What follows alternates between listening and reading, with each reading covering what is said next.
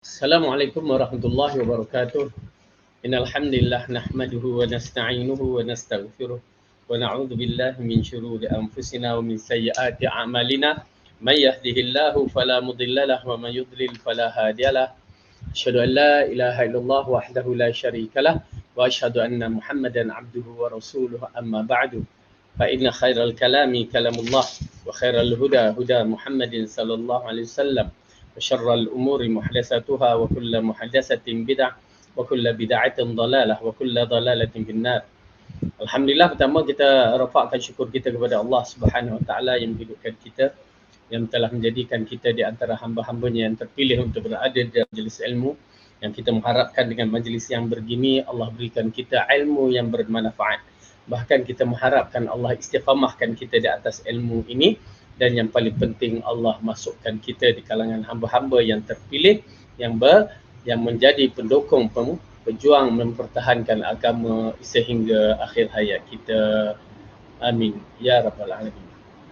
Tuan-tuan dan puan yang dirahmati oleh Allah, di saat-saat yang begini kita memerlukan doa-doa dan keyakinan kita kepada Allah dengan bersungguh-sungguh, kerana fitnah yang datang bukan sebarangan.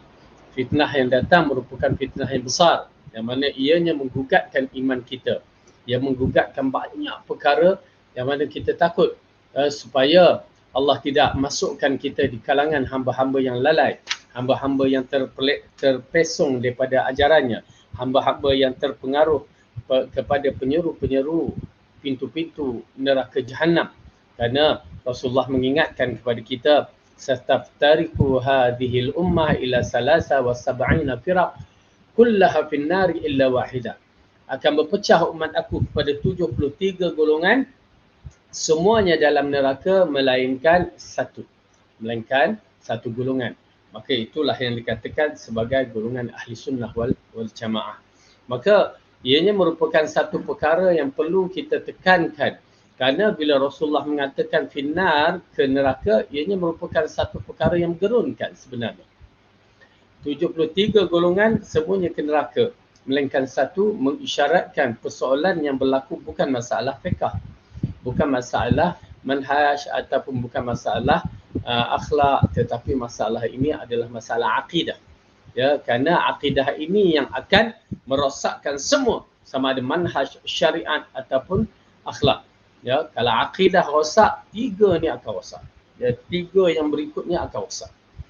Kalau yang lain tu mungkin satu dua dia jarang berkait rapat dengan akidah. Ya, banyak personal, banyak peribadi, banyak kepada perkara-perkara ya tertentu. Tetapi bila masalah akidah, dia akan berkait tiga perkara ni. Dalam kehidupan kita ada 4 perkara yang mana ia terdapat pada asas setiap manusia. Pertama, akidah. Akidah yang mana orang walaupun dia kata kami ni tidak ada, tak beriman dengan kewujudan Tuhan. Ya. Jadi itulah akidah dia. Ya, kami ni tak ada agama. Itulah akidah dia. Ya, akidah dia yang tak ada agama, itulah akidah dia. Okey. Lepas tu akidah yang sahih ini seperti mana yang Rasulullah mengatakan, Allah berfirman, walaqad ba'atsna fi kulli ummatin rasulan an i'budullaha wajtanibut taghut. Sesungguhnya kami telah mengutuskan pada tiap-tiap umat seorang rasul paling kurang, ya, untuk mengabdikan diri kepada Allah dan menjauhkan diri dari taghut. Itu dia. Okey. Jadi ia merupakan akidah. Kemudian manhaj syariah. Okey. Syariah ini adalah berkaitan dengan syariat kehidupan kita. Ya, syariat yang ditetapkan seperti solat, seperti puasa, seperti zakat. Rukun Islam yang 5 perkara itu syariat, ya, dan diikuti dengan perkara-perkara yang lain yang mempunyai dalil, maka syariat. Yang ketiga, manhaj ataupun jalan, cara ataupun apa yang kita cara untuk menyampaikan sesuatu amalan-amalan yang soleh seperti manhaj ini. Okey, syariat tadi solat. Okay, solat tu wajib bagi kita. Manhaj dia bagaimana cara nak melakukan solat, bila nak lakukan solat, itu ya, itu manhaj. Berdalilkan ayat Quran kedua-duanya, walikullin ja'alna minkum syira'ata wa minhaja. Pada tiap-tiap umat kami telah menjadikan mereka syariat dan manhaj. Okey, kita kadang-kadang tak faham. Sebenarnya peringkat awal saya pun kurang faham beza syariat dengan manhaj. Okey, yang senang kita bagi perumpamaan yang diberikan oleh para ulama, syariat ini adalah syari', jalan. Ya, tuan-tuan dan puan nampak tak jalan? Nampak kan? Okey. Alhamdulillah. Itulah jalan kita untuk mengabdikan, mentaqarrubkan diri kepada Allah. Syariat. Ya, kita solat untuk apa? Untuk pengabdian kepada Allah. Kita puasa untuk apa? Untuk pengabdian kepada Allah seperti mana yang dia ajarkan kepada kita. Okey, manhaj dia macam mana nak solat? Dia bagikan manhaj dia. Maka manhaj itu pada jalan raya tu, ya, manhaj itu seperti traffic light, okey, isyarat, tanda-tanda isyarat, ya, seperti tanda hospital, tanda tak boleh potong, tak boleh apa, itu dia manhaj. Ya. Jadi peraturan jalan raya tu manhaj. SOP itu manhaj. Okey. Peraturan-peraturan dan arahan itu manhaj. Okey. Jadi syariat kita berjalan di bawah tuntunan di bawah manhaj yang betul. Syariat yang betul datang daripada manhaj yang betul. Nak dirikan solat kena menghadap kiblat, kena suci daripada najis, kena ada wuduk, kena. Jadi menutup aurat dan berbagai-bagai itu adalah manhaj. Oleh kerana tu, ya, Islam mengajar kita sehingga kan buang air dalam tandas pun dia ajar, apatah lagi nak membina daulah Islamiah, takkan dia tak ajar. Ya, dia akan ajar. Maka manhaj itu amat penting. Jadi para ahli sunnah dia kena faham dalam bab itu, dia tak boleh mengikut hawa nafsu. Ya, terutamanya berkaitan dengan pemerintahan. Kemudian yang keempat, okay, akidah, syariah, manhaj, dan yang keempat adalah akhlak. Ya, akhlak yang kita sedang mempelajarinya. Berdalilkan hadis Rasulullah kata, idza ja'akum man tardau dinahu wa khuluquhu fazawwijuhu.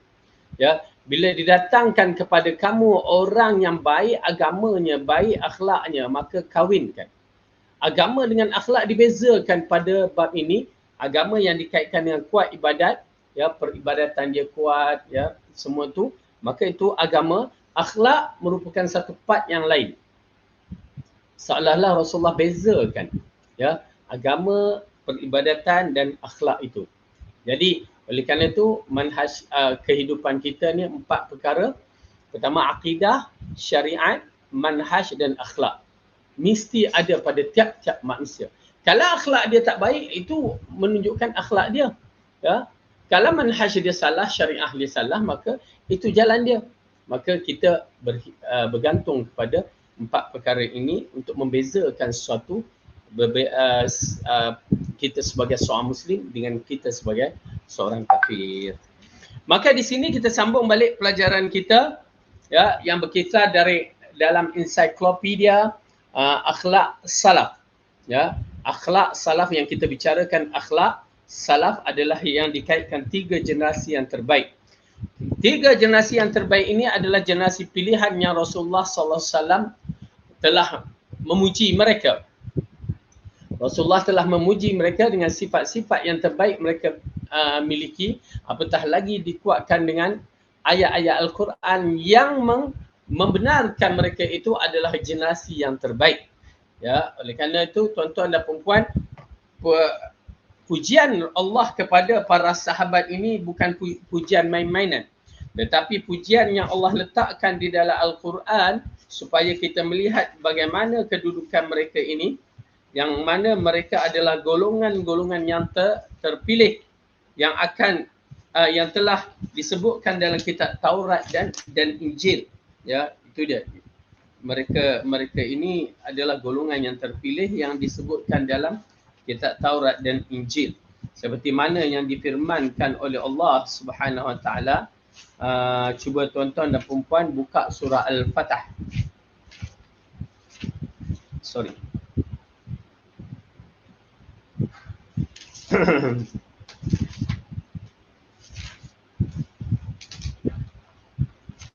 Okay.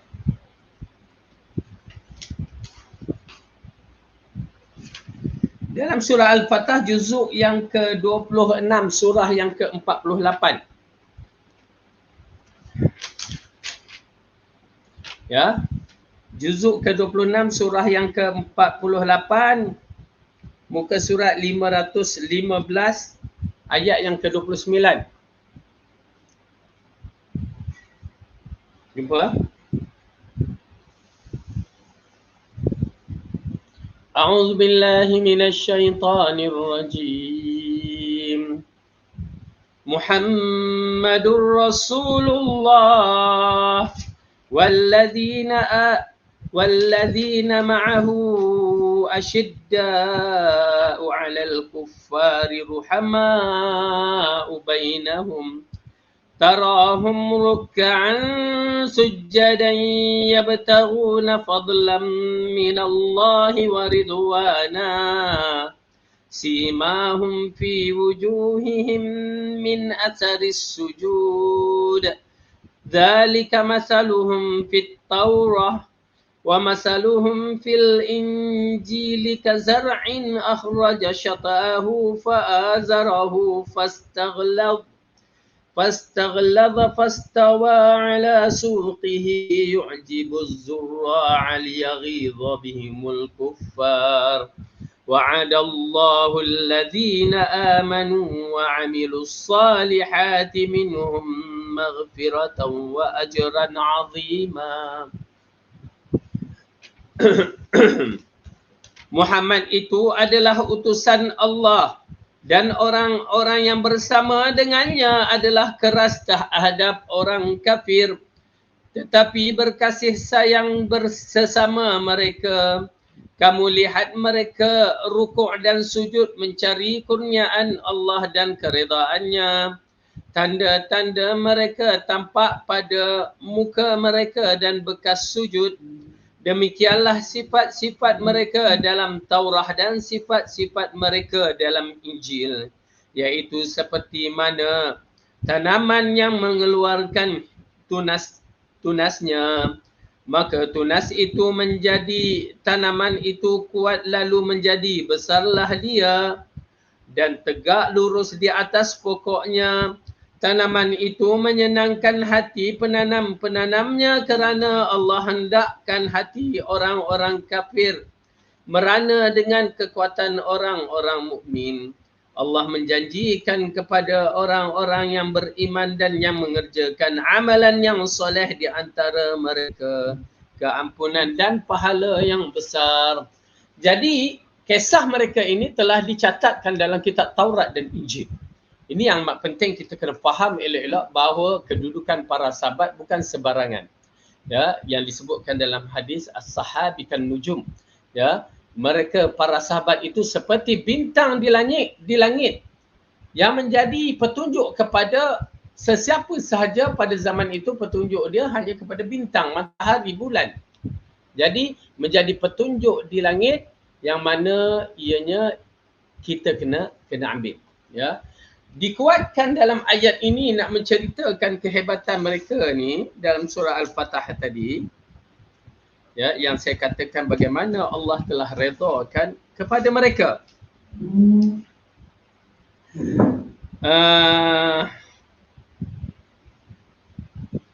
Sebentar.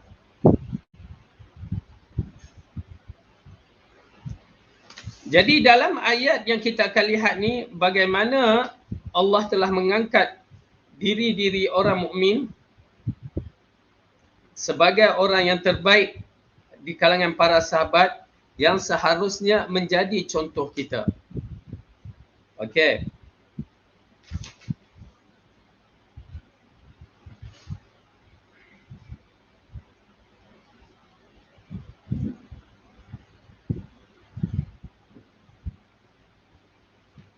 Dalam surah Al-Fatah ni, okey, kita tengok ya.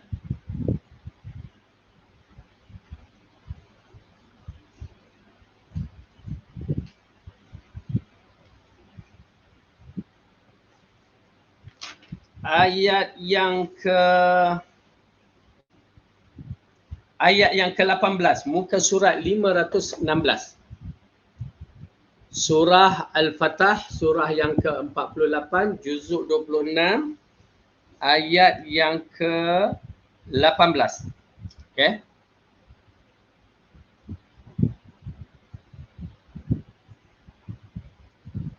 Jumpa? Muka surat 513. A'udzu billahi minasy syaithanir rajim. لقد رضي الله عن المؤمنين إذ يبايعونك تحت الشجرة فعلم ما في قلوبهم فأنزل السكينة عليهم وأثابهم فتحا قريبا. Sesungguhnya Allah telah redha terhadap orang-orang mukmin ketika mereka berjanji setia kepadamu di bawah pohon. Maka Allah mengetahui apa yang ada di dalam hati mereka, lalu menurunkan ketenangan atas mereka dengan memberi balasan kepada mereka dengan kemenangan yang dekat waktunya. Okey. Ayat ini dimulakan dengan kalimah laqad radiyallahu. Okey. Laqad radiyallahu 'anil mu'minin. Maka kalimah inilah yang menjadikan para sahabat, bila kita sebut para sahabat, apa kita sebutkan? Radiyallahu anhum. Ya, satu gelaran yang besar yang Allah bagi kepada orang mukmin. Kerana apa? Allah redha kepada mereka. Oleh kerana itu kita kena kenal siapakah mereka ini pada hari bai'ah, yang ni di bawah pokok dalam sebelum perjanjian Hudaybiyah. Ya, waktu Rasulullah nak buat umrah, yang mana mereka ditahan, tidak boleh masuk dan dikhabarkan bahawa Osman kena bunuh sebagai wakil Rasulullah, maka Rasulullah membuat perjanjian di bawah pokok, ya, perjanjian sanggup mati. Yang menarik sekali, ya, tengok ulama membahaskan laqad radiyallahu 'anil mu'minin. Allah telah redha semua mukmin, tak kira lelaki ataupun perempuan pada ketika itu. Id yubayi'unaka tahta asy-syajarah. Mereka yang berbai'ah dengan kamu di bawah pokok. Fa'alima ma fi qulubihim. Ini satu perkara yang hebat. Yang mana tidak mengetahui perkara ini melainkan Allah.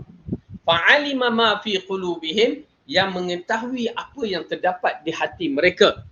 Sebab itulah Allah redakan mereka semua. Jadi ini yang menjadi yang contoh kepada kita, yang saya katakan bahawa kita kena mengaku bahawa para sahabat adalah golongan yang terbaik. Tidak boleh memandang rendah kepada para sahabat, tidak boleh sama sekali, ya, mengkritik sahabat ikut sesuka hati. Saya nasihat banyak-banyak, kenapa? Kerana ini di antara fenomena baru, ya, fitnah yang berlaku pada masyarakat kita, yang mengkritik para sahabat dalam keadaan yang biadab, ya, biadab dan kurang ajar. Kita katakan, terpaksa kita cakap cara yang kasar, kerana mereka telah mengkritik sahabat-sahabat Nabi, sedangkan sahabat-sahabat Nabi inilah punca agama. Ya, Abu Hurairah, Aisyah, Ibnu Umar dan berbagai-bagai para sahabat yang besar perawi hadis ini habis dikritik oleh mereka. Dan yang menjadi masalahnya bukan orang Melayu kita saja, tetapi orang-orang Arab. Yang menjadi masalah juga bukan orang Arab biasa ni, di antaranya di kalangan mereka adalah orang-orang yang dianggap syekh. Di antaranya imam di salah satu masjid Dubai. Ya, yang keluar dalam TV, dia cakap clear, dia menentang, dia tidak setuju, dia tidak terima para sahabat sebagai contoh. Ya, na'udzubillah, kalimah kufur yang dikeluarkan oleh manusia. Ya, kalimah kufur yang dikeluarkan oleh manusia yang tidak bertanggungjawab, ya, yang cuba nak menghancurkan agama daripada muka bumi ini. Baik, sekarang kita masuk.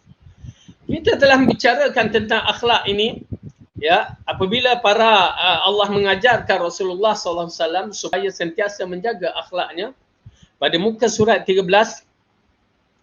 Yusuf Ibn Asbah menyebutkan bahawa akhlak mulia terangkum dalam 10 hal, iaitu tidak suka memperuncingkan perbezaan pendapat, bersikap adil, menjauhi satu keramaian yang tidak berfaedah, memperbaiki yang terlihat tidak baik, tidak segan meminta maaf, tabah menghadapi kepedihan dan kesulitan hidup, tidak menyalahkan orang lain, introspeksi dan introspeksi diri saat mengalami kegagalan, tidak mencari-carikan kekurangan orang lain melainkan kekurangan diri sendiri, murah senyum kepada semua orang tanpa melihat usia dan bertutur kata santun kepada setiap orang baik tua maupun muda. Okey, ini di antara definisi-definisi yang pernah kita bahaskan berkaitan dengan istilah maksud akhlak mulia. Ala kulli hal, kita telah bahagikan, bukan kita bagi tapi imam seperti Imam Syafi'i membahagikan dua akhlak ini.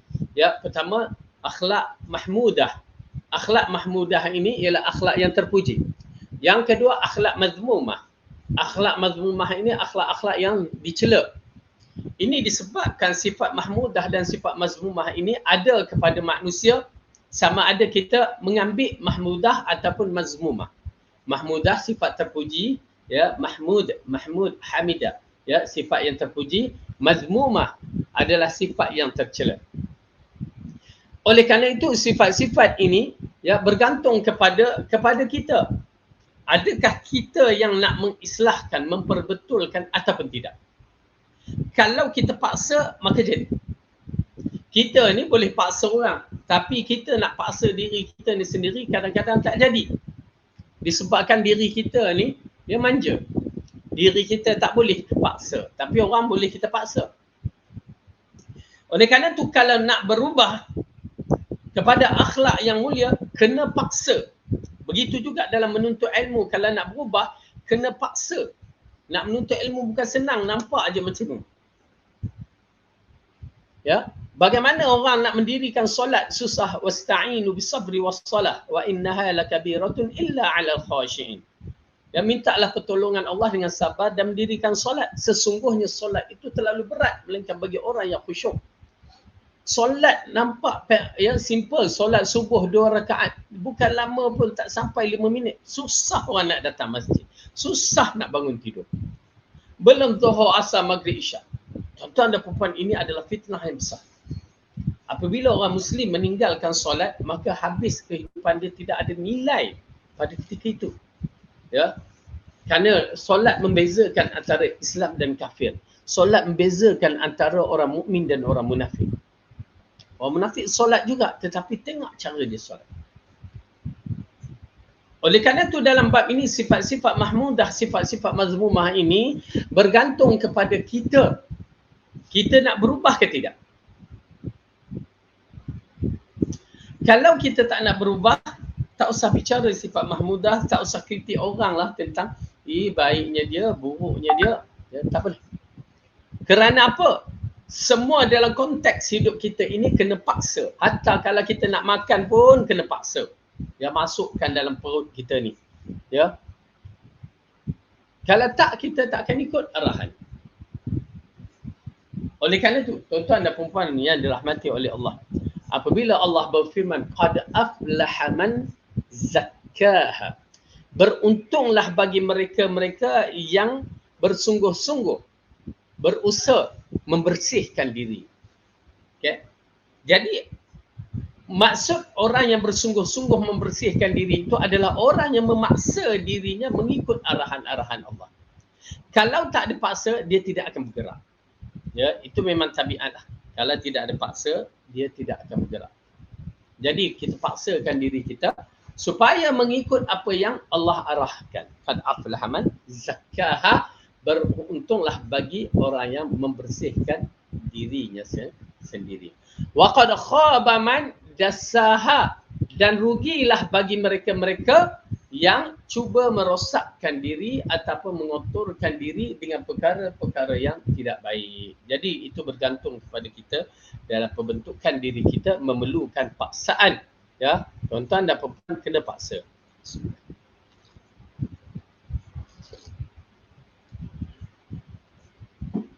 Baik. Jadi istilah yang diberikan dalam sifat mahmudah dan sifat mazmumah oleh Yusuf Ibn Athbat ini, di antara penafsiran akhlak mulia. Jadi penafsiran itu dirangkumkan dalam satu konteks yang terperinci apa dia akhlak yang mulia. Okey, kita lihat seterusnya. Al-Hasan. Apabila dikatakan Al-Hasan ini ialah Hasan Al-Basri. Ya. Al-Hasan rahimahullah berkata bahawa berakhlak mulia itu berarti berjiwa mulia, bermurah hati dan tabah menghadapi cubaan.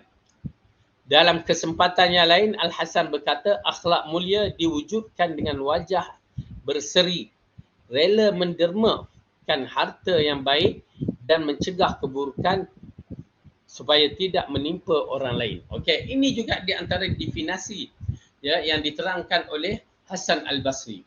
Bila kita melihat definisi ini ya, maksud akhlak yang mulia ini mengikut pada keadaan zaman itu bagaimana kalau Hasan Al-Basri punya ungkapan.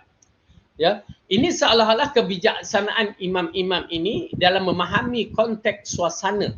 Ya, suasana itu pasal Rasulullah sallallahu alaihi wasallam ya, bila berbicara ya, bila seorang itu datang meminta wasiat kepada dia, "Ausini ya Rasulullah, berikanlah aku wasiat." Lalu Rasulullah melihat keadaan seorang itu. Ya, melihat keadaan seorang itu. Dalam hadis pernah kita melihat Rasulullah mengatakan, "La taghdab, la taghdab, la taghdab." Sebanyak 3 kali, jangan kamu cepat marah, jangan kamu pemarah, jangan kamu pemarah. Kerana apa? Kerana orang yang berbicara dengan Rasulullah itu sifat dia pemarah. Oleh kerana itu Rasulullah fokuskan kepada kalimah la taghdab walakal jannah. Kalau orang yang datang dalam persoalan yang lain pula dan Rasulullah tahu dia jawab lain pula. Ya. Jadi kebijaksanaan ini bergantung pada keadaan seseorang ataupun tempat ataupun masa. Ini di antara kebijaksanaan dalam mentafsirkan akhlak yang mulia. Pada zaman Hasan Al-Basri begitu. Okay? Jadi tuan-tuan dan perempuan, kita menyaksikan imam ini memberi definisi yang berbeza-beza. Tetapi apa yang kita faham bila definisi yang diberi itu, akhlak itu berkaitan dengan 2 perkara, hablum minallahi wa hablum minan nas. Hubungan dengan Allah dan hubungan dengan manusia. Ini dia akhlak. Kalau kita menyaksikan ya kebijaksanaan para imam-imam, ya maaf saya bukakan sedikit. Misalnya seorang datang bertemu dengan Ibn Abbas ya di bulan Ramadan, lalu dia bertanya, "Ya Ibn Abbas, bolehkah maaf ya aku mencium isteriku?" Ya. Rasulullah, seorang anak muda datang lalu bertanya kepada Ibn Abbas, "Bolehkah aku mencium isteriku pada bulan Ramadan?" Lalu Ibn Abbas kata, "Tak boleh." Kemudian datang seorang lagi bertanya kepada Ibn Abbas, "Bolehkah aku mencium isteri aku?" Orang yang tua sedikit. Lalu Ibn Abbas mengatakan, "Tak menjadi masalah." Orang yang berada di sekeliling Ibn Abbas tertanya-tanya, kenapa si A tadi bertanya, Ibn Abbas kata tak boleh. Si B ni pula bertanya, kata boleh. Ya. Lalu mereka bertanya kepada Ibn Abbas, kenapa jadi begitu? Lalu Ibn Abbas mengatakan, apakah kamu tidak memerhatikan pada si A tadi, orang yang pertama bertanya tadi? Dia adalah anak muda. Anak muda yang mana ditakuti dia tidak mampu untuk menguasai diri dia. Ialah orang muda kan, apatah lagi baru kahwin. Ya, boleh puasa yang elok dijalankan 1 hari lagi ya, terpaksa dia puasa 2 bulan berturut-turut. Kerana tak boleh nak kuasai diri dia. Ya. Adapun yang tua, yang kedua tadi, awak lihat dia dalam keadaan yang tua. Yang ni orangnya dah berumur. Jadi bila dah berumur dah tak menjadi masalah lah kaedahnya. Ya. Kerana dia mampu untuk menguasai diri dia. Oleh kerana itu jawapan-jawapan itu berbeza-beza. Ini di antara perkara yang menarik lah yang perlu kita lihat. Ya, kadang-kadang dalam anak-anak kita yang masih ada anak kecil, anak besar, cara jawab soalan sama, cara jawab pun berbeza. Kerana apa? Kefahaman mereka yang berbeza-beza. Anak kalau satu bab itu yang mana kalau anak kecil, kalau kita nak terangkan kepada dia cara orang tua, jadi tak clear budak tu, jadi blur. Jadi bagi jawapan yang simple, yang logik akal dia boleh diterima. Tetapi anak yang ni boleh diperincikan, begini.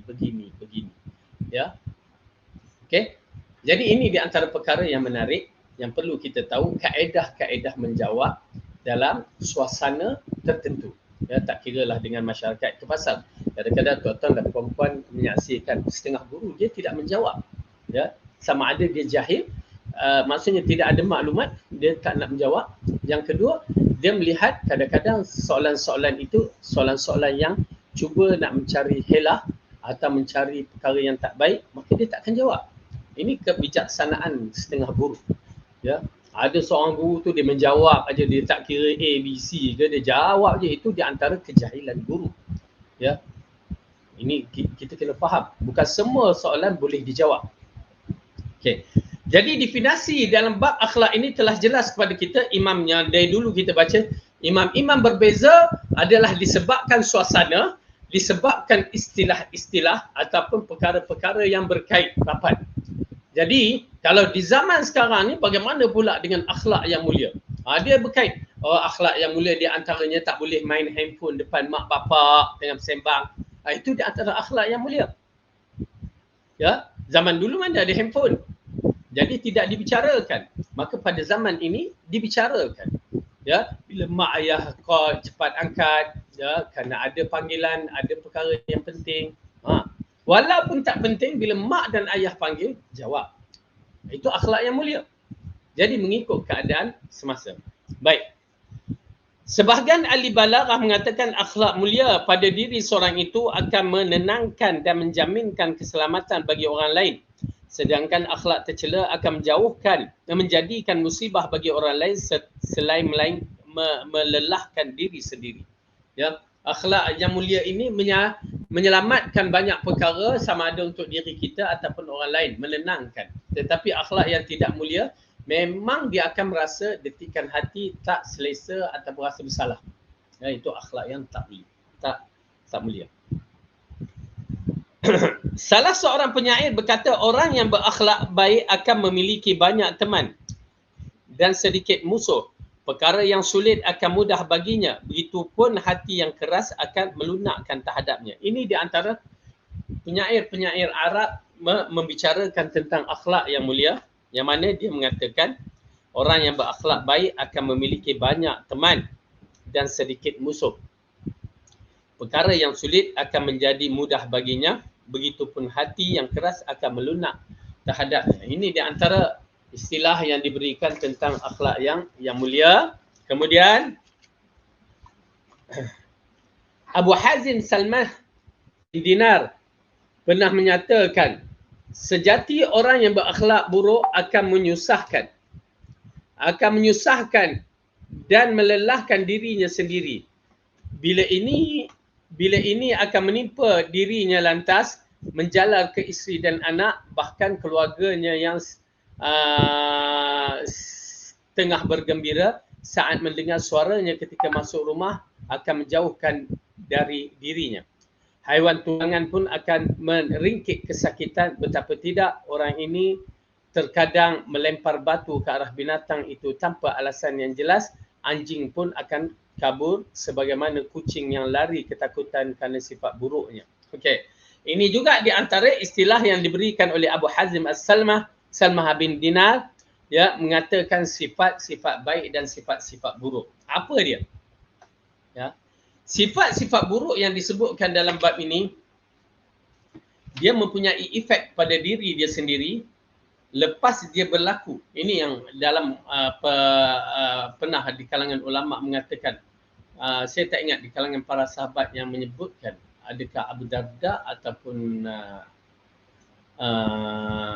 Abu Dzar, ya, saya tak ingat. Tapi di kalangan sahabat mengatakan, apabila sahabat dan tabi'in mengatakan, apabila aku telah melakukan satu dosa, yakni sifat yang buruk, maka aku merasakan perubahan pada diriku, perubahan kepada anak-anakku, isteriku, sehingga binatang tunggangan aku pun ada kesannya.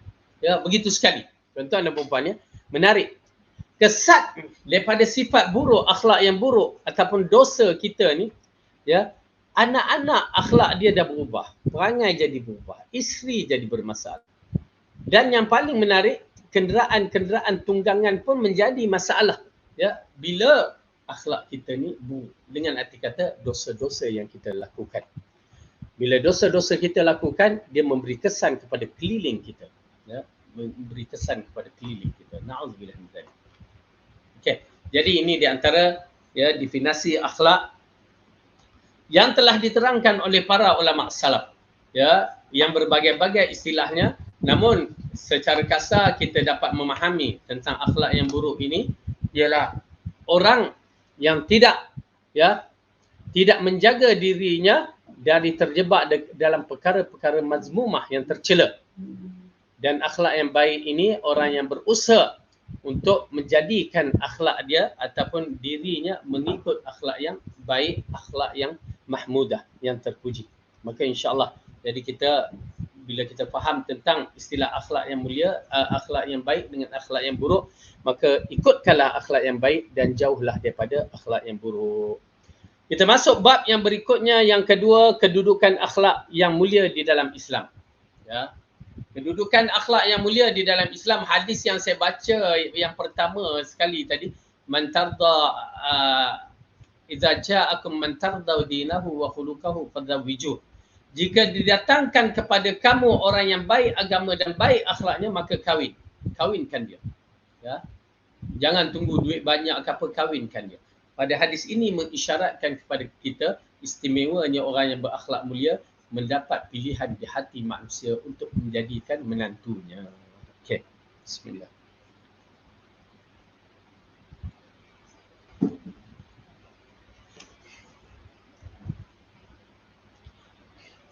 Kedudukan akhlak mulia dalam Islam. A. Berakhlak mulia merupakan perintah Allah. Ya, subhanallah. Saya tak tahu bagaimana perasaan tuan-tuan dan perempuan bila membicarakan kalimah Allah ini. Bila kita menyebutkan perintah Allah, bagi saya satu keagungan yang Allah berikan kepada kita. Bila dia perintahkan, berarti satu penghormatan untuk kita melakukan, maka sambut. Sami'na wa ata'na. Itu dia kaedah dia. Bila Allah bagi sambut, sami'na wa ata'na. Penting sangat. Kenapa? Ia sedang memberikan satu hadiah yang terbaik kepada kita. Maka ianya merupakan satu kegembiraan yang kita dapat dianugerahkan untuk menunaikan hak-hak yang dia tetapkan. Jadi berakhlak mulia merupakan perintah Allah. Perhatikan kepada kitabullah. Di dalamnya ada banyak ayat yang memerintahkan kita agar menghiasi dirinya dengan akhlak-akhlak yang terpuji serta menjanjikan balasan-balasan kebaikan di dunia serta pahala yang sangat besar di akhirat. Allah berfirman. Okay. Di dalam Al-Quran Allah berfirman dalam surah Al-Baqarah nak menceritakan bagaimana kedudukan akhlak yang mulia ini. A'udzubillahi minasyaitonirrajim. La ta'buduna illa Allah wa bil walidaini ihsanan wa dhil qurba wal yatama wal masakin wa qulu lin-nasi husna. Janganlah kamu menyembah selain dari Allah dan berbuat baiklah kepada kedua orang tua, kerabat dan anak-anak yatim dan orang-orang miskin, dan bertutur katalah yang baik-baik kepada manusia. Okey. Dalam ayat ini kita melihat pertama, akhlak yang mulia, kita jangan syirik kepada Allah, itu hablum minallah. Kemudian Allah katakan berbuat baiklah kepada kedua orang tua. Ya, birrul walidain, menjaga hak-hak orang tua yang mana ianya dimiliki oleh anak-anak yang soleh sahaja. Walaupun kita ni dah ada cucu, dah ada anak, namun bila kita lakukan yang terbaik untuk orang tua kita yang masih hidup ataupun yang mati, maka kita dikategorikan sebagai anak yang soleh. Allah akan bagi anak-anak cucu kita pun sebagai anak yang soleh. Penting bagi kita sebagai seorang yang beriman, jaga iman kita, jaga iman kita. Saya nasihat untuk diri saya dan kita semua. Kerana apa tuan-tuan dan perempuan, kesan daripada kita menjadi orang yang soleh, anak kita ni Allah akan jaga.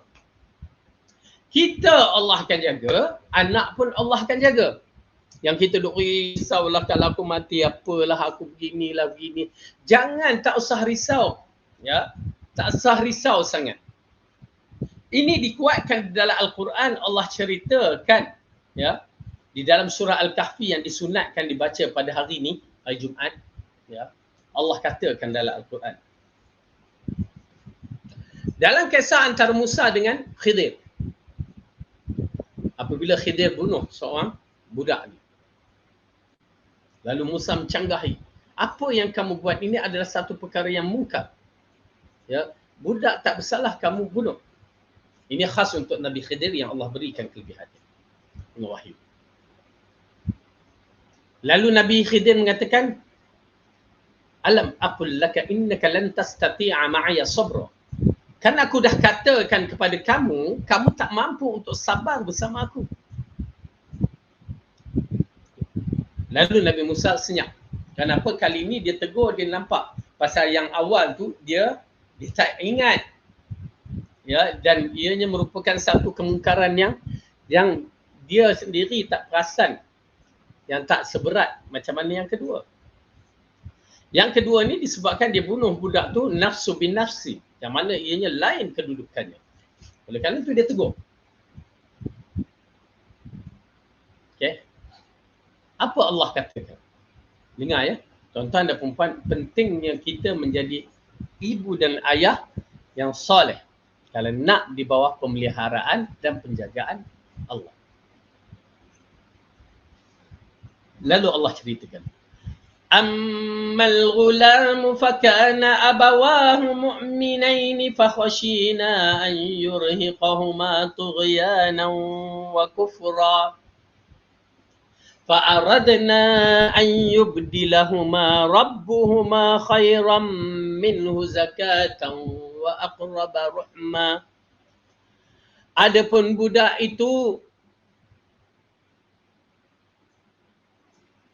bapa dan emaknya adalah di kalangan orang yang soleh. Ya. Wa ammal ghulamu fakana abawahu mu'minaini. Adapun budak itu, mak dan ayah mereka adalah orang yang beriman.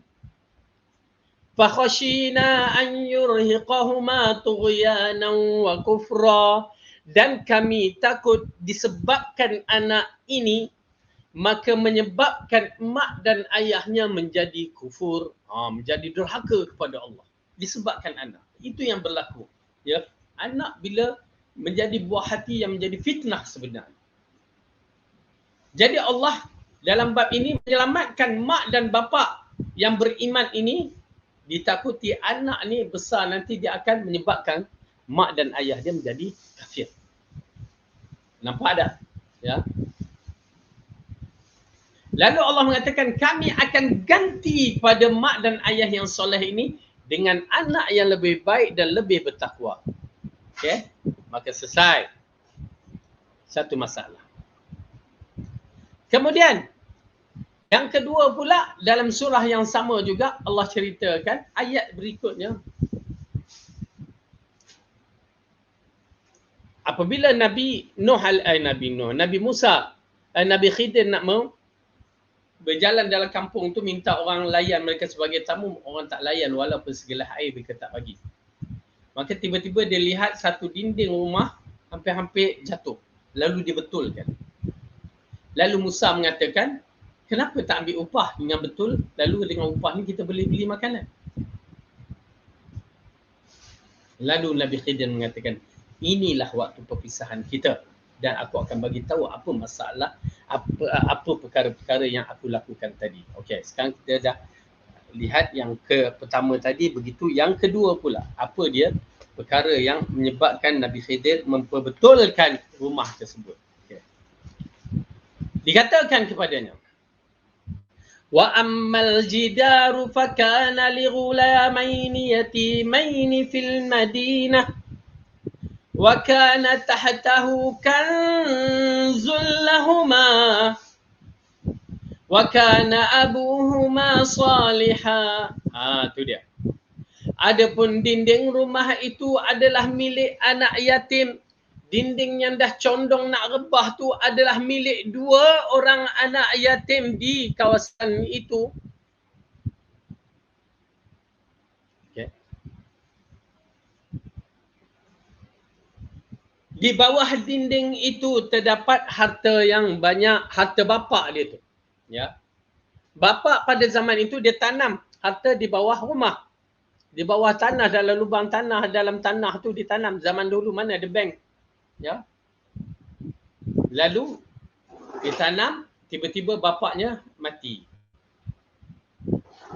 Okay. Adalah wasiat dalam tu. Wa kana abuhuma salihah.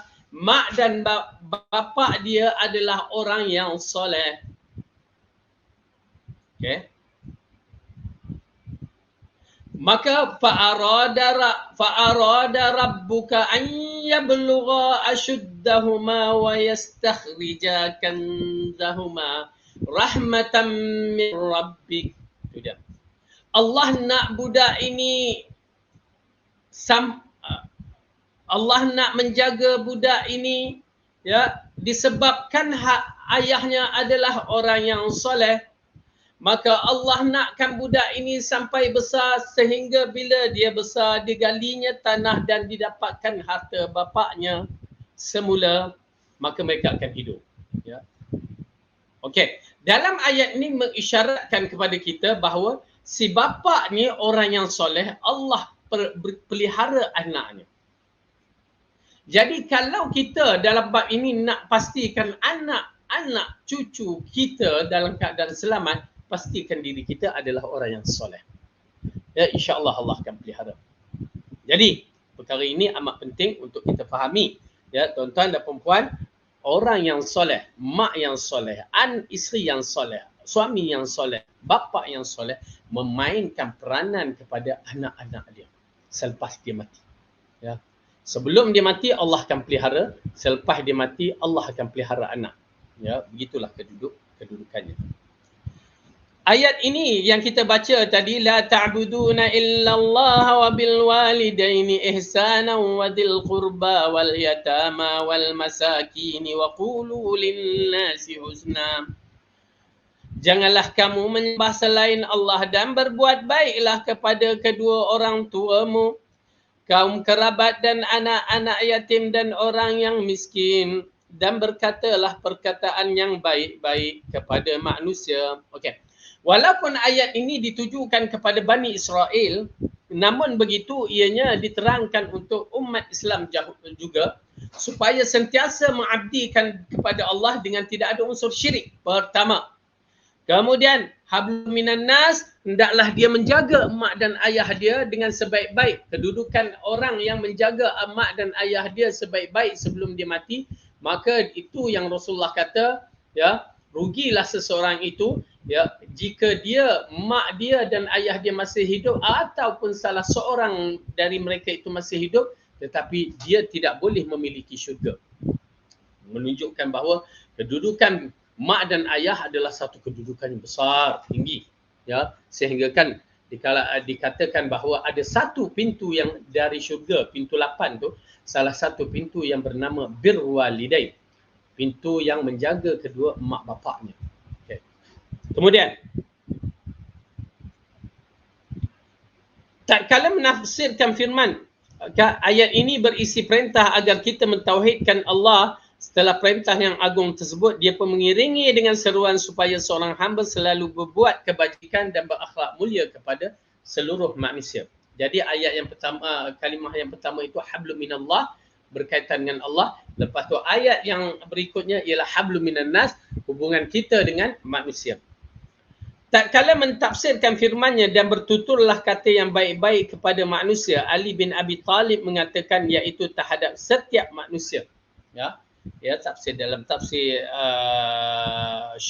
Syu'bul Iman asar daripada Imam Baihaqi mengatakan Sayyidina Ali telah berkata, berkatalah perkataan yang baik-baik kepada manusia, yakni Ali bin Abi Talib mengatakan iaitu terhadap semua manusia.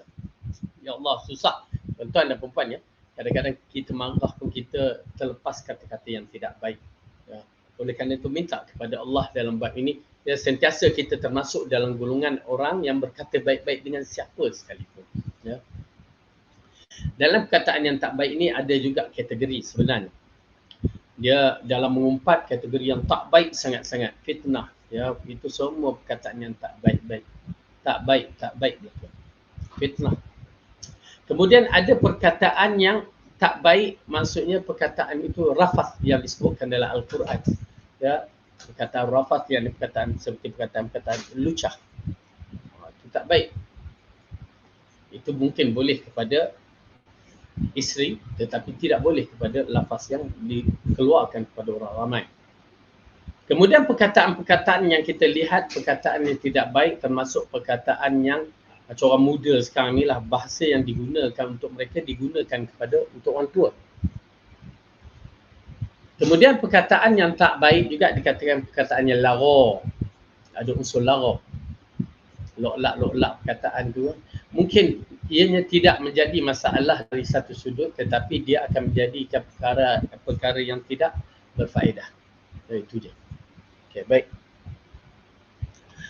Senada dengan hal tersebut, Atha menjelaskan ayat ini memerintahkan kita agar memperlakukan umat manusia dengan baik, yang mukmin maupun yang musyrik. Dengan arti kata lain, perkataan-perkataan ini walaupun dengan orang kafir, kita tidak dibenarkan untuk berkata perkataan yang kasar, perkataan yang tidak elok.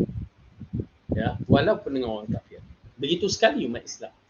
Berbeza dengan kefahaman orang kafir yang menganggap, ya, terutamanya Islam ini agama-agama yang tak baik. Ya, yang baru ini kita melihat, ya, singgungan terhadap Nabi Muhammad sallallahu alaihi wasallam. Ya, satu singgungan yang menyakitkan hati, menyakitkan iman kita. Maka ia perlu diingatkan pada mereka yang cara yang betul. Okey. Demikianlah Allah memerintahkan kepada para hamba-Nya agar bersikap santun dan berlaku baik kepada setiap orang, kawan maupun lawan, mukmin ataupun kafir. Dalam ayat yang lain Allah berfirman kepada Nabi Musa dan Nabi Harun, A'udzubillahi minasyaitonirrajim. Faqula lahu qawlan layyinan la'allahu yatadhakkaru aw yakhsha. Maka berbicaralah kamu berdua kepada Fir'aun dengan kata-kata yang lemah lembut. Mudah-mudahan dia sedar ataupun takut. Ya, ayat ini yang diterangkan para ulama, betapa jika Musa dan Nabi Harun itu, ya, diarahkan berbicara kepada Fir'aun yang telah mengaku dirinya sebagai Tuhan dengan cara yang baik, dengan akhlak yang baik. Apatah lagi dengan orang awam yang ada pada zaman ini. Ya.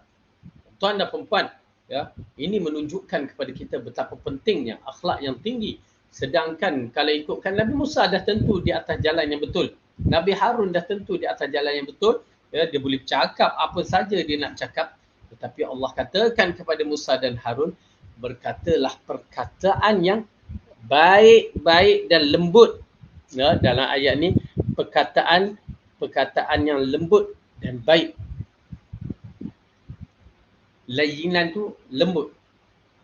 Tetapi kalau lembut pun, kalau tak baik, orang sakit hati juga. Ya. Kenapa? Perkataan-perkataan seperti sinis. Ya. Sinis tu perkataan yang kadang-kadang nampak lembut tapi tak baik. Macam mana? Ya. Kita katakan sinis. Nampak lembut tapi tak baik. Ialah muka macam bulan purnama lah katakan. Muka dia tu buruk kita. Muka macam bulan purnama. Dia terasa hati. Dia ni nyanyi, kata orang Kelantan, nyanyi aku ni. Ya, peli aku ni. Itu perkataan lembut tapi menyakiti. Tetapi apabila Allah mengatakan kepada Musa dan Harun perkataan yang lembut dan diikuti dengan perkataan yang baik, ini yang paling penting bagi kita sebagai pendakwah ataupun kita sebagai manusia, ya, yang beriman kepada Allah, kena jaga bahasa-bahasa ini. Sudah pasti kita tidak lebih mulia daripada Nabi Musa maupun Nabi Harun, dan siapa pun orangnya sudah tentu tidak lebih buruk daripada Fir'aun. Meskipun demikian Allah memerintahkan kedua nabinya agar bertutur kata lembut ketika berbicara dengan sang penguasa zalim ini. Ya, Nabi Musa itu diarahkan untuk berbicara dengan cara yang lembut. Walaupun Fir'aun sudah mengaku dirinya, ana rabbukumul a'la, Tuhan yang maha tinggi. Apatah lagi dengan mak bapak kita, apatah lagi dengan adik-beradik kita, jagalah bahasa. Ya, kita dah belajar Quran dan Sunnah ni, maka ikutkanlah panduan supaya jaga bahasa kita. Bahkan Ibn Abbas mengungkapkan, seandainya Fir'aun mengatakan kepadaku, barakallahu fik, semoga Allah memberkatimu, pasti aku akan menjawab wafik, dan juga untukmu, namun dia telah lama mati. Ya. Ibn Abbas mengatakan, jikalah Fir'aun itu kata, ya, mudah-mudah Allah berkati kamu, lalu aku akan berkata juga kepada Fir'aun dan kepada kamu juga. Ya, tapi dia dah lama mati. Ya, nak menceritakan akhlak untuk berbicara sampai begitu sekali. Oleh kerana itu dalam perkataan yang disebutkan, ya, berkaitan dengan salam orang-orang kafir terhadap orang-orang yang beriman dan salam orang-orang yang beriman sesama beriman tu diwajibkan jawab. Tetapi bagaimana ke perkataan orang kafir yang mana Rasulullah mengingatkan kepada kita sifat-sifat salam orang kafir setengah tu bukan betul. Ya, disebabkan di kalangan orang Yahudi, ya, mereka menggunakan salam itu cara yang tak betul. Maka dijawab dengan cara yang tak betul. Sedangkan Al-Quran di dalam surah An-Nisa mengingatkan kita bagaimana cara menjawab apa yang orang kafir katakan. Ya, dalam surah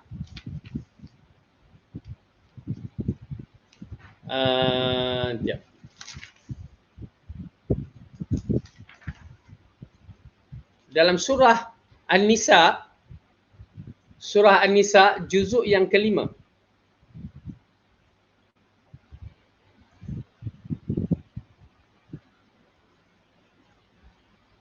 Okay.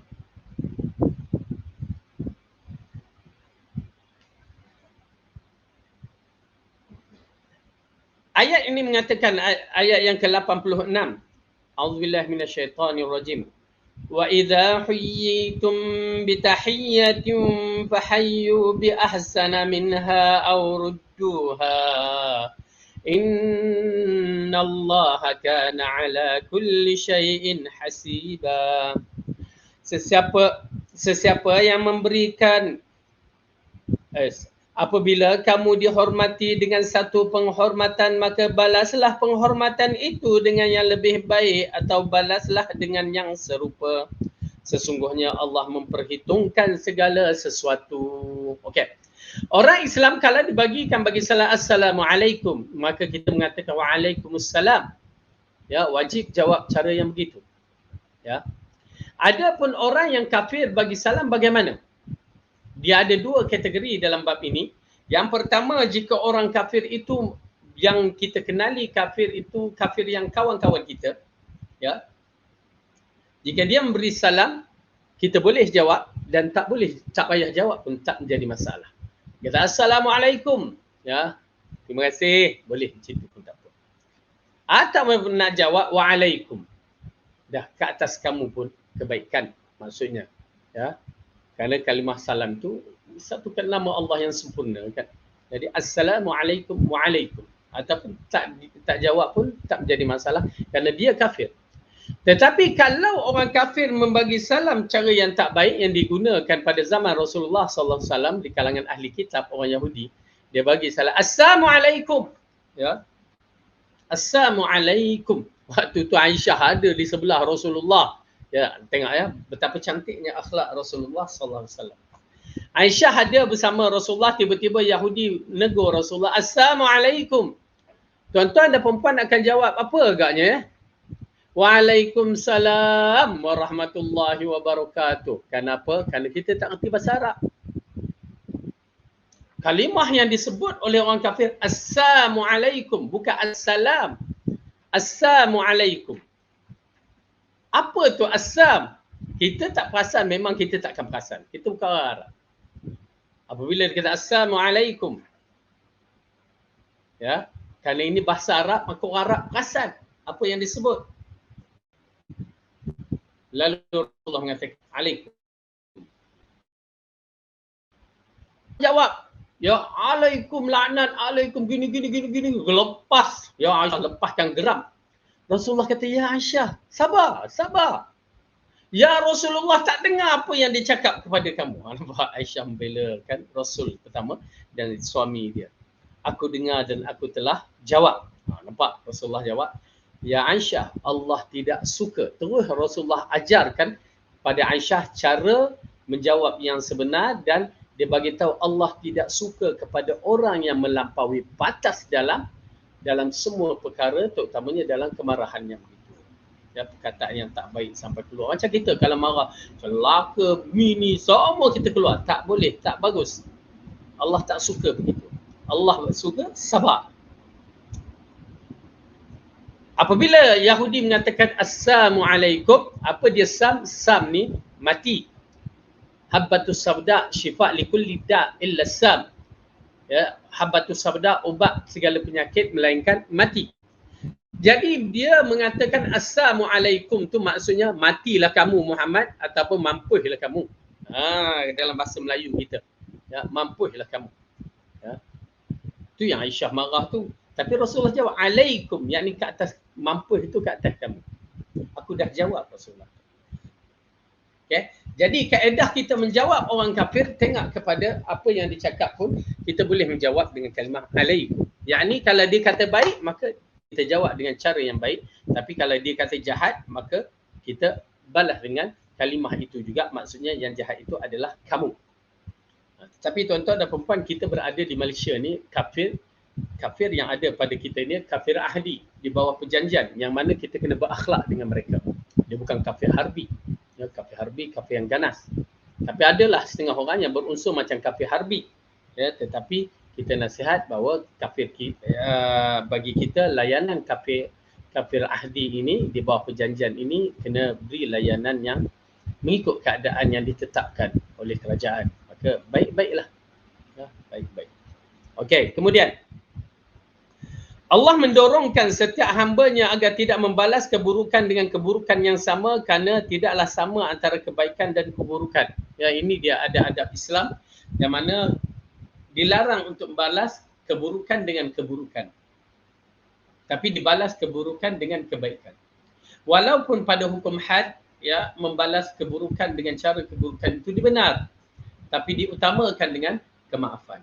Ini dia Islam punya konsep, ya. Dahsyat. Islam punya konsep dia amat mengutamakan kebaikan. Okey. Allah berfirman, "Wala tastawil hasanatu walas sayyi'ah idfa' billati hiya ahsanu fa idzal ladzi bainaka wa bainahu adawatun ka'annahu waliyyun hamim." Dan tidaklah semua sama kebaikan dengan kejahatan.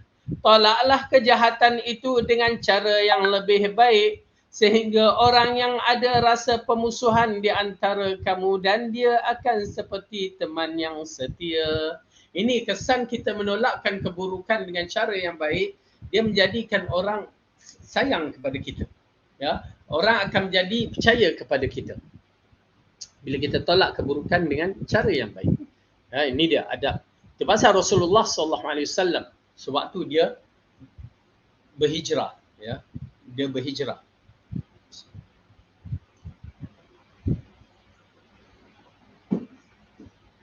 Sebelum dia berhijrah, orang meletakkan harta kepada dia, seolah-olah Rasulullah ni bank.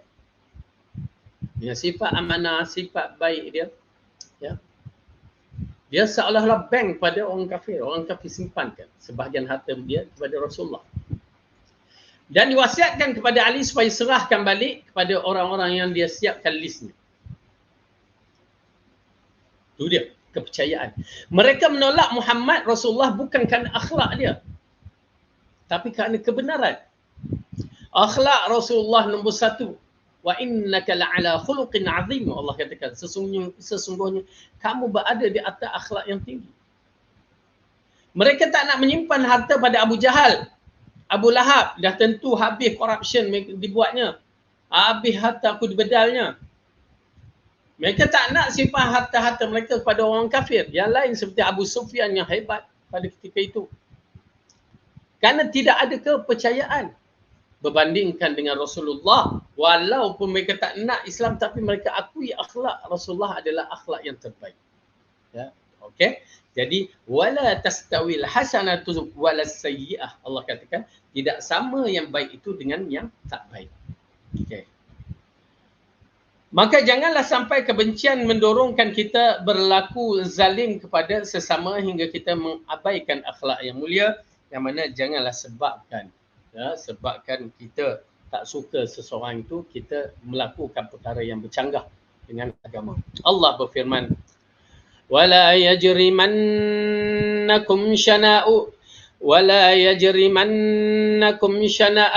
شنآن قوم على ألا تعدلوا اعدلوا هو أقرب للتقوى واتقوا الله إن الله خبير بما تعملون. Dan janganlah kebencianmu terhadap sesuatu kaum mendorongkan kamu untuk berlaku tidak adil. Berlakulah adil, kerana adil itu lebih dekat dengan takwa. Surah Al-Ma'idah. Ya. Dalam ayat ini mengisyaratkan kepada kita walau apa pun kita kena adil dalam melakukan keputusan. Tak boleh disebabkan dia ni aku sayang, dia ni aku tak sayang, maka tidak adil berlaku. Tak boleh. Hatta dengan anak-anak pun sendiri tak boleh. Sehingga kan Rasulullah mengatakan kepada ibu-ibu dan bapa-bapa, jika nak melihat anak kamu akan menentang kamu ataupun mempertikaikan kamu, berlakulah tak adil kepada mereka. Maksud tak adil ini ialah mengikut keadaan budak-budak tu. Yalah, budak perempuan adil. Maksudnya kita nak bagi kelayanan adil, mana boleh bagi baju lelaki sama dengan baju perempuan. Nak adil. Itu persamaan, bukan adil. Adil ni beli baju anak lelaki, beli baju anak perempuan. Itu kaedahnya. Begitu juga tak kira kalau anak-anak tu kita boleh tengok dalam keadaan harta mereka. Ya, anak A tu seorang yang kaya, dia punya kehidupan dunia dia hebat kan. Anak B tu kehidupan dia miskin. Ya, tak ada apa-apa. Maka dalam pembagian harta, kalau kita bagi sama rata kedudukan anak tu, ya, yang miskin itu akan tidak stabil. Maka kita tolongkan dia lebih daripada anak yang pertama. Itu kaedah. Ya. Maksudnya bersesuaian dengan keadaan. Okey. Allah berfirman tadi, Ibn Taymiyah berkata ayat ini diturunkan terkait dengan kebencian kaum muslimin kepada orang kafir, dan kebencian seperti ini diperintahkan oleh syarak apabila dalam konteks kebencian yang syar'i sahaja apabila dalam konteks kebencian yang syar'i saja kita dilarang menzalimi orang kafir, lantas bagaimana pula dengan kebencian terhadap sesama muslim yang secara umum lahir dari interpretasi dan hawa nafsu belaka. Orang muslim tersebut tentu lebih berhak diperlakukan dengan baik, adil dan tidak dizalimi. Ya, kadang-kadang kita banyak berbicara tentang orang kafir, ya, kita bagi istimewa, orang Islam langsung tak bagi istimewa. Ya, kita waktu dengan orang kafir, masya-Allah lembut, tapi dengan orang Islam, ya, kita kasar keras. Macam kita dengan keluarga kita keras, dengan orang luar tu lembut, ya, berbicara. Salah tu. Ya. Dengan keluarga lain cara berbicara, ya, tak ada kelembutan, maka itu salah. Orang kafir, orang ataupun orang luar, masya-Allah lembut, sampai orang puji terangkat, ya, salah. Ya. Sedangkan Rasulullah mengatakan bahawa sebaik-baik lelaki itu baik dalam keluarganya. Ya, baik pada keluarganya. Okey. Kemudian Allah mengatakan, maka itu Allah mendorongkan hambanya agar memiliki sifat pemaaf dan atas kezaliman orang lain terhadap dirinya. Khudil afwa wa'mur bil 'urfi wa'rid 'anil jahilin. Jadikanlah pemaaf dan suruhlah orang mengerja ma'ruf dan jangan pedulikan orang yang bodoh. Ini di antara perkara yang penting Dalam bab ini Allah mengarahkan kita ambil perkara yang baik, yakni pemaaf, dan arahkan orang melakukan kebaikan,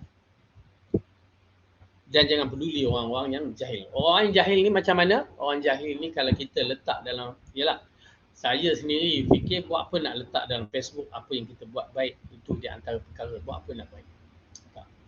Tapi misalnya lah kita buat kerja amal, misalnya kita hantar orang kritik, ya, komen berbagai-bagai, fa'arid anil jahilin, tinggalkan, jangan layan, jangan Allah aku ni letak macam ni, Allah kecewanya aku, orang kata orang buat baik pun orang kata, jangan layan, ya, jangan layan. Bila kita buat baik kerana Allah, biar Allah yang berbicara, bukan orang yang berbicara. Baik, seterusnya, akhlak mulia adalah warisan Rasulullah sallallahu alaihi wasallam. Sudah tentu akhlak mulia adalah warisan daripada manusia juga, ya. Mustahil akhlak mulia ini diwaris melalui malaikat, kerana malaikat dah memang hamba yang telah direka cipta dengan keadaannya yang special, ya, dengan tak makan, tak minum, tak berkahwin, maka dia tidak akan sama dengan orang yang dijadikan seperti kita ni. Okey. Maka Rasulullah adalah contoh yang terbaik berdalilkan ayat Al-Quran, wa innaka la'ala khuluqin azim, sesungguhnya kamu adalah orang yang paling hebat akhlaknya, ya, kamu berada di atas akhlak yang amat tinggi. Rasulullah SAW senantiasa memotivasikan umat ini agar bersungguh-sungguh menghiasi diri dengan akhlak mulia. Betapa tidak, mendakwahkan akhlak mulia merupakan misi diutuskan baginda ke tengah ummah. Kerana itu akhlak mulia termasuk warisan baginda bagi kita semua. Okay. Jadi Rasulullah SAW diutuskan untuk kebaikan, memperbaiki akhlaknya. Rasulullah mengatakan, innama bu'ithtu liutammima makarimal akhlaq, sesungguhnya aku diutuskan untuk menyempurnakan akhlak yang mulia. Okey. Jadi Rasulullah SAW diutuskan untuk menyempurnakan akhlak yang mulia. Oleh kerana itu kena poin-poin terhadap akhlak Rasulullah kena ambil untuk kita beramal dan untuk kita menjadikan contoh. Cuma nak mengambil itu, nak ambil satu-satu tu kita sukar. Tetapi di kalangan ulama telah meletakkan seperti buku akhlak mulia ni, akhlak salaf ni, ataupun seperti tengah kitab, ya, yang masyhur seperti Ihya Ulumuddin. Ya, tapi walaupun ada banyak perkara yang tersilap dalam tu, namun kita mengatakan dia telah keluarkan beberapa bab untuk ditelitikan. Baik. Kemudian motivasi di atas bisa terlihat di dalam beberapa nukilan riwayat yang berikut. Pertama, Rasulullah SAW bersabda, akmalul mu'minin imanan ahasinuhum akhlaqan al-muwatti'una aknafan alladhina ya'lifuna wa yu'lafuna wa la khaira fi man la ya'lifu wa la yu'lafu. Maksudnya, kaum mukmin yang paling sempurna imannya adalah orang yang paling baik akhlaknya, paling lapang dadanya, paling mudah bersahabat dan disahabati. Tidak ada kebaikan orang yang tidak bersabar dan tidak disahabati. Orang yang tidak bersahabat dan tidak disahabati. Kenapa? Bila kita berkawan, di sana akan muncul perkara-perkara kadang-kadang menyakitkan hati kita. Maka di situ akhlak mulia menunjuk. Oleh kerana itu orang yang bersahabat, berkawan ini dia akan berhadapan dengan berbagai-bagai. Ya, nak mendapati akhlak dia bagaimana. Saidina Umar telah menegaskan bahawa di antara kita nak tahu akhlak seseorang itu, ya, ialah dengan cara musafir. Ya, kerana musafir itu qita'atul minal azab. Musafir itu adalah sebahagian dari keseksaan. Bukan sebarang orang yang boleh musafir sebenarnya. Boleh dia pergi mana-mana, tapi kita tengok kepada kemarahan dia. Kerana bila sakit sikit, susah sikit, dia mula, ya, mengungut gitu-gitu, maka dia berakhlak tidak mulia. Oleh kerana itu, waktu susah, akhlak yang sebenar akan muncul. Okay, baik.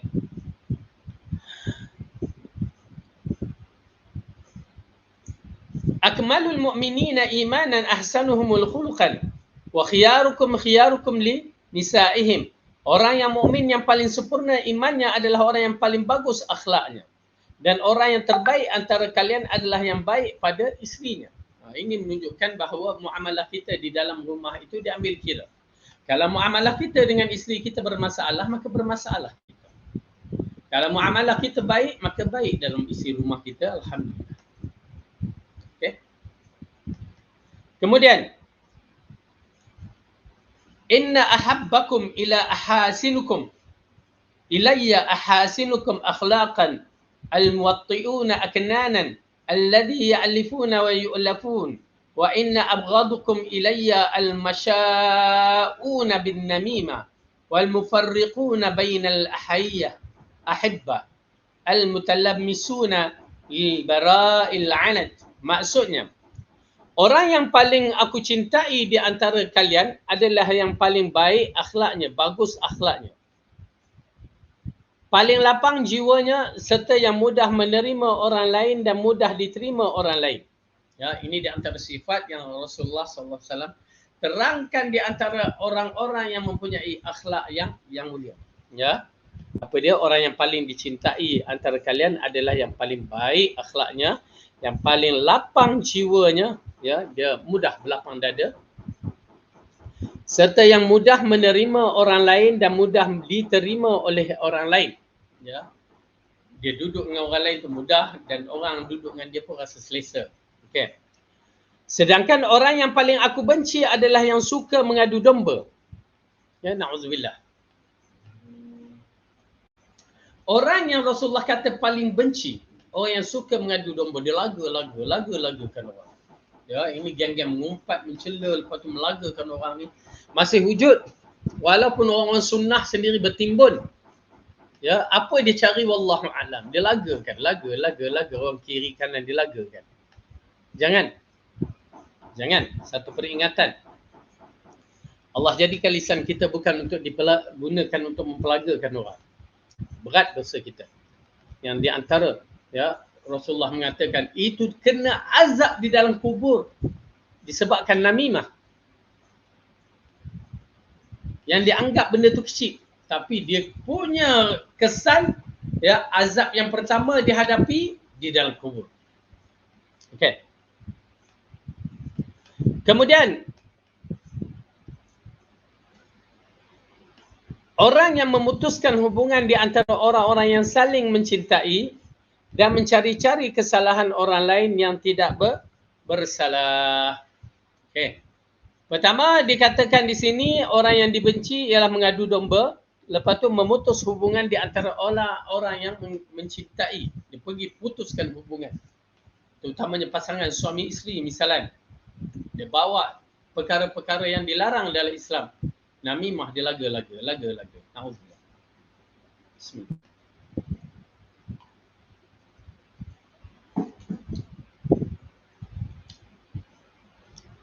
Sehingga bercerai kadang-kadang. Ya, salah tu. Kemudian dan mencari-cari kesalahan orang lain yang tidak bersalah. Dia cuba cari kesalahan orang lain. Jangan, tuan-tuan dan puan, jangan. Ya, terutamanya bagi pasangan suami isteri. Si isteri kena hati-hati. Kerana suami ini dia tidak menghafal kesalahan isteri dia, tapi si isteri menghafal kesalahan suami dia. Jangan carikan itu sebagai alasan untuk menjatuhkan, mengaibkan pasangan masing-masing. Alhamdulillah. Yang keempat, Rasulullah bersabda, inna khiyarakum ahasinukum akhlaqan. Sesungguhnya orang yang terbaik di antara kalian adalah yang paling bagus akhlaknya.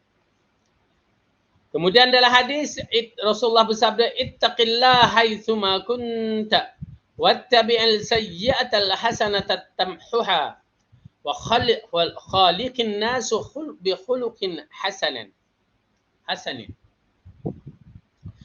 Bertakwalah kepada Allah di manapun engkau berada, iringilah keburukan dengan kebaikan, maka nescaya ia akan menutupinya, dan bermuamalahlah kepada manusia dengan akhlak yang mulia. Ya. Ini di antara wasiat yang Rasulullah SAW berikan kepada kita supaya kita mempunyai akhlak yang mulia. Apa dia? Rasulullah kata, bertakwalah Allah di mana sahaja pun engkau berada. Ya, pertama, at-taqwa. Bertakwa kepada Allah. Kat mana saja kita berada. Yang kedua, Rasulullah katakan, datangkanlah iringilah keburukan dengan kebaikan. Ya, keburukan dengan kebaikan. Maka dia akan menghapuskan keburukan. Ini agak menarik. Oleh kerana itu Rasulullah bagi misal bahawa orang yang buat kebaikan, niat saja dah ada satu pahala. Itu baru niat saja. Kalau dia berbuat amalan, ya, dia buat amalan 1 menjadi 10. Itu bawa amalan. Kalau dia buat amalan yang lain-lain tu, dia akan meningkat ganda macam sedekah, dia 1 menjadi 700. Kemudian Rasulullah kata dia menghapuskan keburukan. Buat kebaikan, dia akan menghapuskan keburukan. Ialah, bayangkan kita buat 1 kebaikan, baru niat dapat 1, bila kita buat dapat 10. Adapun keburukan ini, niat je tak ada apa-apa lagi. Bila kita buat jadi 1. Bayangkan, tadi 1 campur 10 jadi 11, dia tolak 1. Maka dia menjadi kebaikan. Itu kelebihan kebaikan bila kita buat, ya. Dia mampu untuk menghapuskan kesalahan. Ya, baik. Kemudian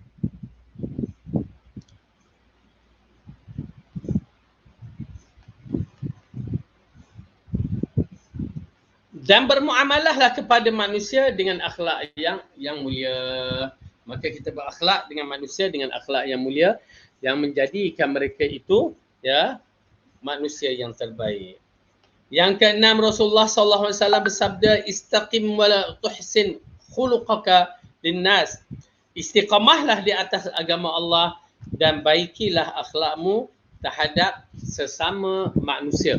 Ya, ini arahan Rasulullah SAW yang mana supaya kita istiqamah dan melakukanlah perkara yang mendatangkan akhlak yang mulia, ya, supaya kita menjadi mulia di sisi Allah.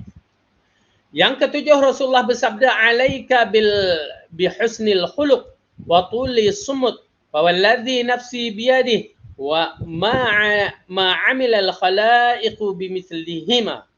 Maksudnya, hendaklah kamu berakhlak mulia dan lebih banyak diam. Okey, hendaklah kamu berakhlak mulia. Yang kedua, dan banyak diam. Dengan arti kata lain, berdiam itu termasuk dalam perkara yang terbaik. Kerana apa? Kerana lidah ini kalau salah, maka dia akan berdosa setiap patah perkataan. Okey.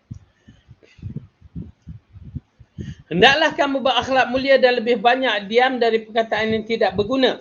Demi Allah yang jiwaku berada di tangannya, tidak ada satu pun amalan selainnya yang dapat menandingi kedua-duanya. Ya, ini di antara menunjukkan betapa pentingnya, ya, kita mempunyai akhlak yang baik, ya, akhlak yang baik seperti mana yang disarankan oleh agama kita. Rasulullah bersabda lagi, masyai'in athqalu fi mizanil mu'minina yaumal qiyamah khuluqin hasanin wa inna Allah la yubghidu al-fahisha al-badi'a. Tidak ada sesuatu yang paling berat dalam timbangan amalan sesungguh seorang mukmin itu pada hari kiamat melebihi akhlak yang mulia. Sesungguhnya Allah membenci orang yang berbicara kotor lagi keji. Okay? Dalam hadis ini mengisyaratkan kepada kita amalan di antara amalan yang terbaik, ya, perbuatan ialah akhlak yang mulia. Adapun perkataan kita telah pelajari bahawa 2 kalimah yang besar seperti subhanallahil bihamdihi subhanallahil azimi. Kalimatani khafifatani 'ala lisan, thaqilatani fil mizan wa habibatani 'inda rahman. 2 kalimah yang ringan pada mulut tapi berat pada timbangan dan dikasihi oleh Ar-Rahman, ya, subhanallah wa bihamdihi subhanallahil azim. Tetapi pada perbuatan kepada akhlak yang mulia yang akan memberatkan timbangan. Okey? Jadi oleh kerana itu kita kena berusaha untuk menjadikan akhlak kita adalah akhlak yang mulia. Ya. Dan Allah tidak suka kepada orang yang membicara perbicaraan kotor, ya, perkataan-perkataan yang tidak baik, perkataan-perkataan yang ada unsur-unsur lucah, maka ianya dibenci oleh Allah Subhanahu wa taala. Kemudian Rasulullah bersabda, innan nasa la yu'tau syai'an khairan min khuluqin hasan. Sesungguhnya manusia tidak dikurniakan sesuatu yang lebih baik daripada akhlak yang mulia. Nak menceritakan siapa yang mempunyai akhlak yang mulia, maka kedudukannya di antara rezeki yang Allah bagi orang yang terbaik. Ya, mempunyai akhlak yang mulia. Dan yang terakhir pada hari ini ada lagi satu, 10. Sesungguhnya Rasulullah bersabda, innan nasa lam yu'tau syai'an khairan min khuluqin. Rasulullah bersabda, innahu man u'tiya hadzahu min ar-rifq faqad u'tiya hazzahu min al-khairil dunya wal akhirah wa silatul rahim wa husnul khuluq wa husnul jawari ya'murani ad-diyar wa yazidani fil a'mal. Sesungguhnya barang siapa yang dikurniakan sifat lembut dan santun, berarti dia dikurniakan kebaikan dunia dan akhirat yang banyak. Menyambung tali silaturrahim, berakhlak mulia dan menjadi tetangga yang baik. Hal ini akan dimakmurkan negeri dan memanjangkan umur. Jadi ini nampak ya, bagaimana kedudukan orang yang mempunyai akhlak yang mulia, yang boleh memberikan kebaikan kepada negara dan juga kepada umur dia. Kemudian Rasulullah bersabda lagi, innallaha jamilun yuhibbul jamal wa yuhibbu ma'aliya wa yuhibbul ma'aliya al-umur wa yakrahu safsafaha. Sesungguhnya Allah Maha indah dan dia menyukai keindahan.